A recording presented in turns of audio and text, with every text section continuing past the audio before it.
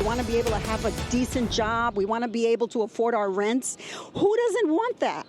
And Donald Trump talks toward that. He did more, Donald Trump did more and helped out the community more than Joe Biden. There are a lot of people in the community that do actually believe that Donald Trump is the best candidate. Everybody's going to go. Everybody wants Trump to win. Trump was the best thing that happened to New York. He defended us during COVID. Wow. Yeah, you guys, that's Bronx community members who were showing up to support former President Trump amid his historic rally as the first Republican presidential candidate to actively campaign for the general election in New York City in decades. Lou Valentino is a New York City-based YouTuber backing Donald Trump, and he was at the rally, and as I understand it, he was Rachel's escort through the Bronx. Is that right? Our security guy, we have a security guy that travels with us, and Lou suggested a place. I said, I want to go and meet the people. I want to go where we can just find randoms. And we're not going to Pelham. We're going straight to East Tremont, and we're going straight to the hood, and we're going to go talk to the people about the upcoming rally. And speaking of the rally, I thought it was a massive success.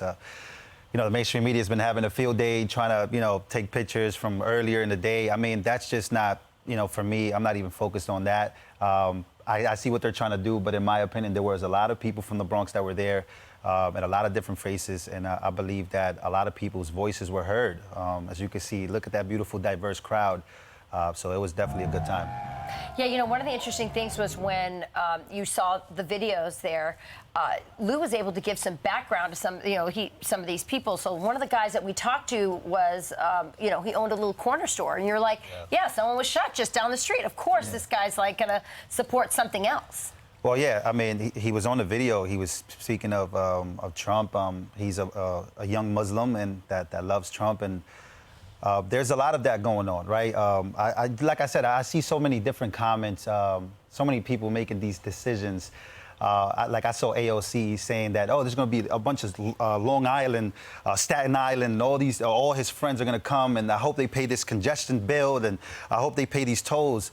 Man, if you go talk to New Yorkers every day, they are tired of tolls, and they hear that this congestion thing is happening, and then to hear somebody from a New York City politician come out and say that, I hope y'all pay this toll. So then Trump comes out, and he comes out and says that within the first week I will terminate this upcoming congestion bill. This is where populism comes to live, not die. When these types of conversations happen, this is what everyday New Yorkers are facing. I'm not even trying to bash any of the New York City politicians, but what I'm saying is there's a certain way you talk. Kathy Hochul, like, just look at the crowd, right? So when she says clowns. Yeah. You're talking to me, you're talking to a whole bunch of people that just want to listen, right? There's people that already made up their mind, they're going to vote, but there's people that were in that crowd that just wanted to listen. They were Democrats their whole lives. Yeah. On that, Lou, I want to ask you this, and I want to go right to what I think is real about this. So I saw some popular commentators. Right before we came in there, I said, do you know Sleepy Hollow? And the two rappers that got on stage. I saw somebody say, has anybody ever heard of these rappers? The implication is always that the support is not real. And it's almost like an extension of the you ain't black if you don't vote for me, from Joe Biden. In other words, anybody that would attend a Donald Trump rally or any person, they're not really from the Bronx. Yeah. You know what I'm saying? And what I'm hearing from you two is, no, we were in the Bronx. Yeah, we were in the Bronx, and once again, I just think that liberal or a democratic approach is just wrong. It's wrong because, in my opinion, what I would have loved to have heard from the politicians that represent me and in my state or city or district, I'd like to hear, hey, I love my New Yorkers. I don't like Trump. I hate his guts. But New Yorkers have all the right in the world to go listen to who they want to, and they'll make their own decision. How about that? How about let's not be so condescending and calling people clowns and, start to get to these insults. That doesn't make any sense to me, and that's just something wild to hear from your politicians. I mean, it feels to me that when it comes to Trump, man, people lose their stuff. They lose their cool. And then, it's unfortunate that, they couldn't just send love and, whatever. But it's just unfortunate. You know what was interesting to me when I heard him at the rally?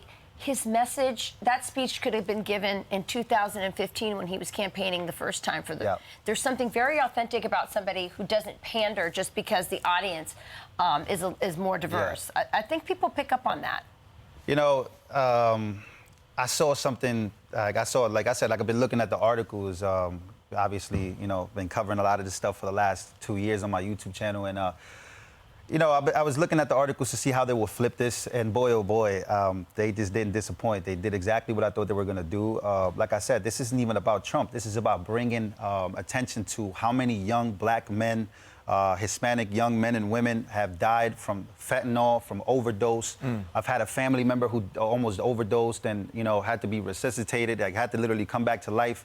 A lot of people have these experiences with loved ones are going through a lot of these things. So when Trump comes to the Bronx and he talks about things like that, he talks about, you know, giving like that was like an optimistic way of looking at life, speaking about success, speaking to the young people. There's like a revolution going on. I don't know how you guys feel about TikTok. Maybe Fox is not a big fan, but on TikTok, there's a lot of people, a lot of young people that come out, and they're complaining about the system. They feel like their future has been taken away from them. They feel like politicians have made these decisions that are no good. So once again, this is where populism comes to live, not die, because of that simple fact that everybody, especially the young folks, 25, 27, or younger, coming out of high school, they just feel like their future is done, right? They feel like, when you see reports coming out of inflation coming in hot, but when you see reports coming out that it's better to rent than to own a house, how does that make young people feel? It's not a good thing. And then you see war overseas, you see war in Ukraine, Israel, all these different things that are happening. It's making young people rebel.